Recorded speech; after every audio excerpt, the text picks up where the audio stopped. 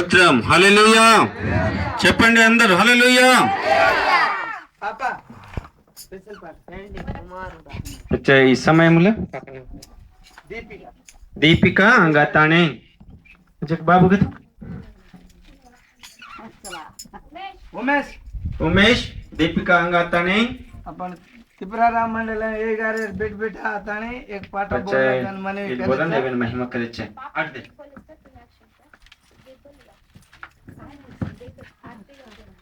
हां सर